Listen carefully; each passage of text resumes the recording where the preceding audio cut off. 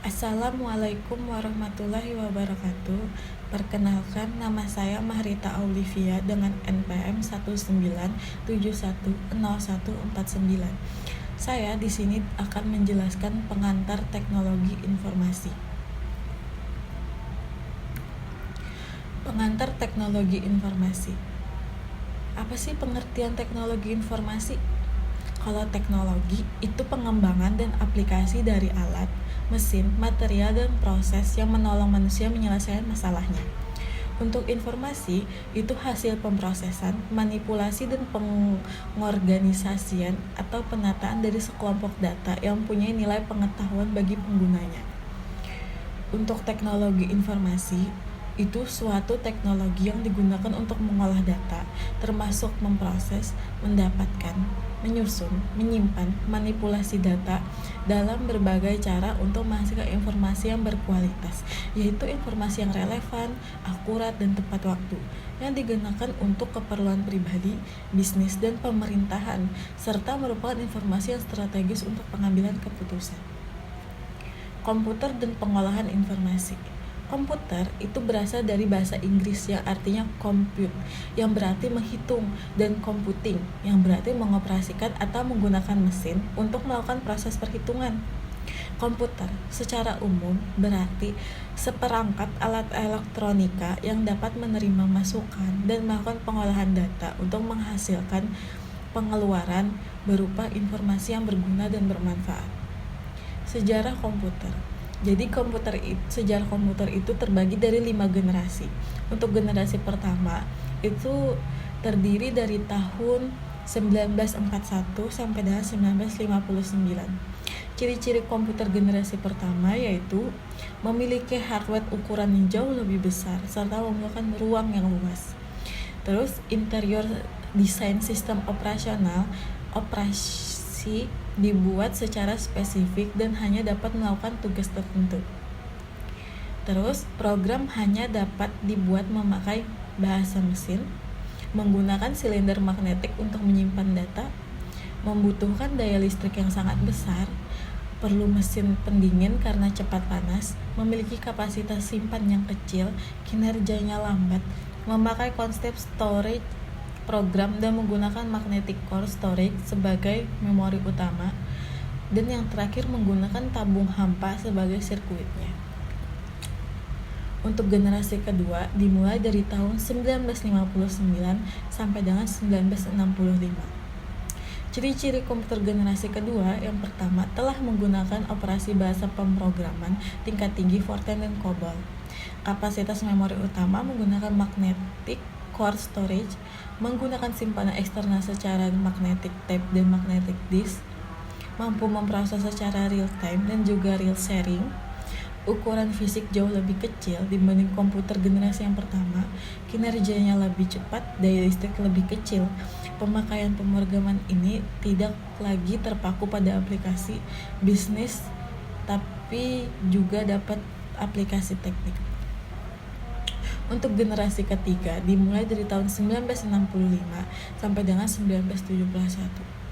Ciri-ciri komputer generasi ketiga yaitu listrik yang digunakan lebih hemat, software akan lebih meningkat, harga kian terjangkau, memori memiliki kapasitas yang besar, kecepatan menggunakan IC kinerja komputer lebih cepat, memiliki kecepatan 10.000 kali lebih cepat dibanding dari generasi yang pertama. Komputer sudah dapat melakukan multiprocessing.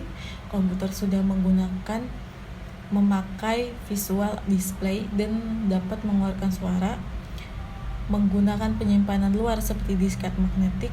Yang terakhir mampu melakukan komunikasi dengan komputer lain. Untuk generasi keempat dimulai dari tahun 1971 hingga sekarang. Ciri-ciri dari komputer generasi keempat, yang pertama dapat melakukan LCA atau Large Scale Integration.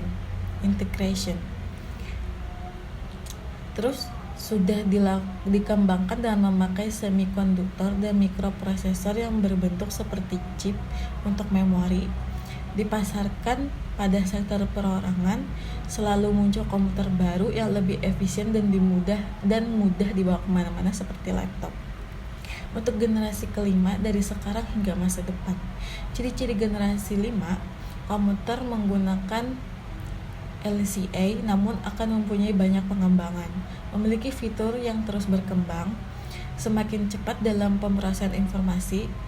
Komputer memiliki kemampuan untuk mendengar, berbicara, melihat, berbicara, dan pastinya lebih canggih lagi. Untuk bagian-bagian komputer yaitu ada yang pertama ada motherboard. Motherboard merupakan bagian utama komputer yang berada pada CPU. Di bagian inilah seluruh komponen lainnya terpasang dan saling berkomunikasi antar bagian. Terus yang kedua ada prosesor. Komponen ini seringkali diibaratkan dengan otak sebuah komputer. Prosesor adalah komponen yang bertugas memproses perintah dan logika yang diberikan oleh operator komputer. Semakin tinggi frekuensi yang dimiliki prosesor, maka kecepatan komputer semakin meningkat. Yang ketiga ada hard disk. Fungsi hard disk sebagai media penyimpanan data pada komputer. Kapasitas yang benar tentu saja berpengaruh terhadap jumlah data yang dapat kita simpan. Ditambah lagi buffer yang besar dan membantu kecepatan transfer baik antara hard disk ataupun untuk proses suatu program. Yang keempat ada power supply. Power supply merupakan komponen komputer yang memasok listrik ke komponen lainnya dalam komputer. Berfungsi mengalirkan listrik ke sebagian komputer agar dapat berjalan. Power supply unit biasanya dirancang untuk mengkonversi arus listrik bolak-balik menjadi arus listrik DC tegangan terendah untuk dapat dikonsumsi oleh komponen internal komputer. Yang kelima ada memori. Memori digunakan untuk menyimpan data baik yang digunakan sebagai program maupun sebagai penyimpan data yang diproses oleh CPU. Jadi di sini ada dua memori, yaitu yang satu ROM atau read only memory. Itu merupakan memori yang bersifat permanen di mana sudah langsung dari program oleh pabrik. ROM berfungsi melakukan pengaturan serta konfigurasi perangkat. Memori jenis ini tidak dipengaruhi oleh listrik. Yang kedua ada RAM, Random Access Memory, merupakan memori yang sebenarnya. Memori jenis ini sangat berpengaruh terhadap kinerja komputer. Semakin besar memori, proses pengolahan data juga akan semakin cepat dan baik. RAM akan aktif bila kondisi listrik on. Jika saat proses mendadak listrik mati, maka data-data yang diproses akan hilang. Terus ada VGA atau Video Graphic Adapter. Itu merupakan komponen yang berfungsi sebagai interface antar komputer dengan monitor. VGA dalam bekerja melakukan pengolahan terhadap gambar yang dihasilkan oleh proses komputerisasi. Ukuran dan kualitas gambar yang dihasilkan VGA bergabung pada jumlah memori yang dimilikinya. Terus ada sistem komputer. Sistem komputer adalah kumpulan dari elemen-elemen komputer yang saling modul pengantar informasi berbentuk ini yang saling dan saling berintegrasi untuk melakukan pengolahan data dengan tujuan menghasilkan informasi sesuai dengan yang diharapkan. Sistem informasi. Jadi ada 3 elemen sistem komputer. Yang pertama ada hardware atau perangkat keras.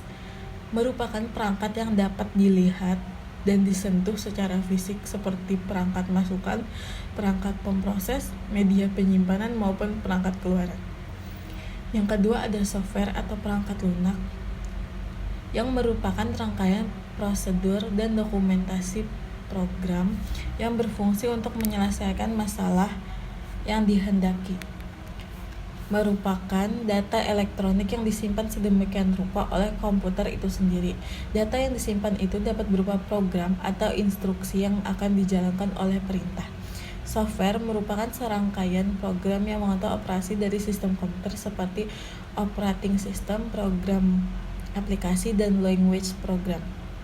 Yang terakhir ada brainware atau orang yang mengoperasikan sebuah komputer. Karena jika tidak ada orang yang mengoperasikan, maka tidak akan dapat digunakan seperti programmer, operator, analis sistem, dan lain-lain.